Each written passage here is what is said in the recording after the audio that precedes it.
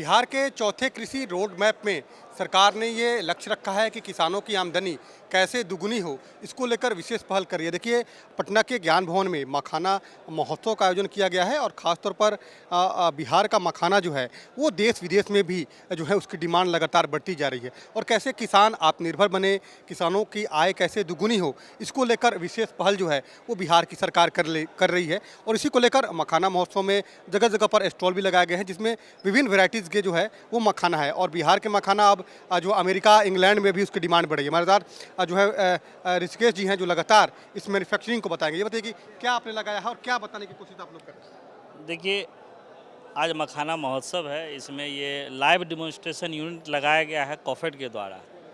और इसका मुख्य उद्देश्य है कि मखाना पालकों की आमदनी को कैसे दोगुनी किया जाए। मुख्य उद्देश्य यही है। तो हम राज्य सरकार को भी धन्यवाद देंगे, देर से ही, लेकिन ये समझ में आ गई सरकार को कि मखाना उत्पादकों की आमदनी दोगुनी तभी संभव है जब उसको मछली उत्पादन से जोड़ा जाएगा। यानी मछली के साथ मखाना और मछली के साथ सिंघाड़ा की खेती। तो आप देख रहे होंगे यहाँ पर तालाब है और तालाब में मछली भी है और इस मछली के साथ साथ सिंघाड़ा की भी खेती हो रही है। तो आप देख सकते हैं कि ये इंटीग्रेटेड इसको फिश फार्मिंग कहा जाता है। और हम इससे क्या हो रहा है कि मखाना उत्पादन के बाद इसको निकासी किया जाता है, हार्वेस्टिंग किया जाता है। और यहाँ पर आप देख रहे होंगे कि छोटे छोटे काले काले रंग का गुड़िया है। इसी को जब हम लोहिए में डालते हैं, कढ़ाई में डालते हैं और फोड़ने का काम करते हैं, तो ये यही काला काला गुड़िया है जो ये मखाना के फूल से निकलता है। यहाँ पर आप देख रहे हैं ये मखाना का फूल है, ये फूल है और ये फ्रूट्स है। इसी से निकलता है। और ये गांजा है। आप जिसको मछुआरे जो है ना, हाँ, इसको नहीं निकालते हैं, ये पानी में जाके इसे निकालने का काम होता है। तो ये बहुत ही महत्वपूर्ण चीज़ है, इसे निकालने का काम होता है। और मछली भी इसमें डाला हुआ है। और यहाँ देख रहे हैं ये सिंघाड़ा है, यहाँ सिंघाड़ा है और इसको पानी फल भी कहते हैं। और देखिए, यही गुड़िया को साफ करके ये जो लोहिया है कढ़ाई, इसमें ये डाला जाता है। और यहाँ देखिए, यहाँ इसको इसे चाल के इसको ठीक किया जाता है।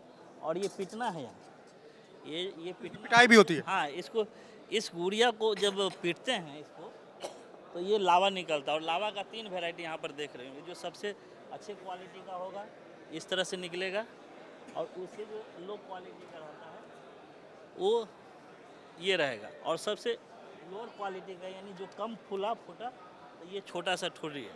और फिर इसका मार्केटिंग भी होता है। जैसे उसको हम लोग गुड़ के साथ मिला दिए, तो ये यहाँ देखिए, हाँ, ये वाला गुड़ के साथ मिला दिए तो ये एक प्रोडक्ट हो गया। इसको ब्रांडिंग करके बेच क्या दिए। बनाया जाता है मखाना से? क्या क्या? मखाना का खीर बनता है, मखाना का पाउडर बनता है, उस सब्जी में भी इस्तेमाल किया जाता है।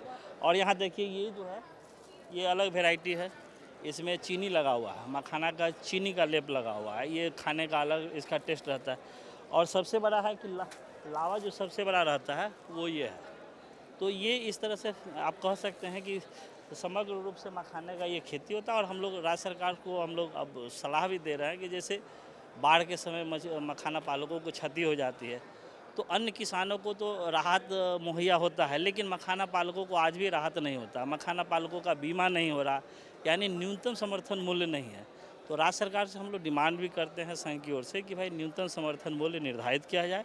मखाना को जीआई टैग मिला है, निश्चित रूप से इसका लाभ मिलेगा किसानों को। डिमांड कहाँ कहाँ बहुत ज़्यादा? ये किस देश से ज़्यादा? पूरे विश्व के कोई ऐसा देश नहीं है। क्या क्या पाया जाता है इसमें? इसमें जो सबसे इम्पोर्टेंट है कि जो प्रोटीन इसमें पाया जाता है वो सुपाच्य है, जो शरीर के लिए सबसे लाभदायक है। जो मिनरल्स है वो अन्य किसी भी पदार्थ में नहीं पाया जाता है। और ये ऑर्गेनिक फूड है, रूटेड सबमर्ज्ड है, इसलिए इसका बहुत ही फ़ायदा है और काफ़ी लाभदायक है। ये रिसर्च में भी साबित हो चुका है, इसीलिए इसका एक अलग इम्पोर्टेंस है। तो हम लोग ये चाहते हैं कि राज्य सरकार निश्चित पूरे विश्व का जितना भी मखाना उत्पादन होता है उसका अकेले 80% बिहार में होता है। और जब से जीआई टैग मिला है वो मिथिला मखान के नाम से, तब से इसको और ख्याति मिली है।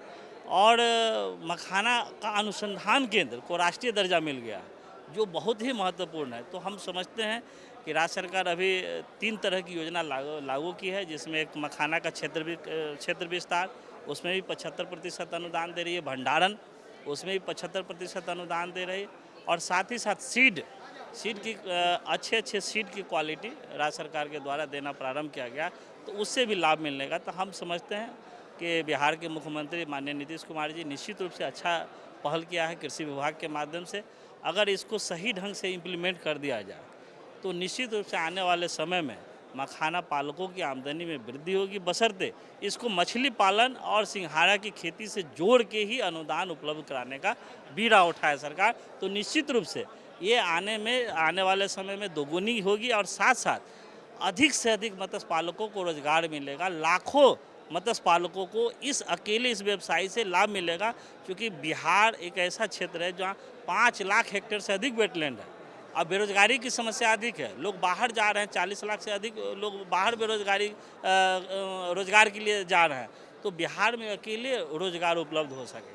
बिल्कुल, देखिए जो तकनीक देख रहे हैं, देखिए ये तकनीक जो है नई तकनीक है और इस तकनीक के माध्यम से मखाने की खेती के साथ साथ मछली पालन, सिंघाड़ा की भी खेती होती है। तो नई तकनीक का इजाद जो है वो हुआ है और कोशिश है कि कैसे किसानों की आमदनी कैसे दुगुनी हो, इसको लेकर लगातार बिहार की सरकार काम भी कर रही है। और बिहार के मखाना की डिमांड जो है वो अमेरिका, इंग्लैंड, अन्य कई बड़े बड़े जो देश है वहाँ से भी लगातार हो रहे हैं। और मखाना में जो प्रोटीन पाया जाता है वो शरीर को और स्वस्थ रखता है और मजबूती प्रदान करता है। इसलिए मखाना की डिमांड बिहार के साथ साथ दूसरे देशों में भी लगातार बढ़ती जा रही है।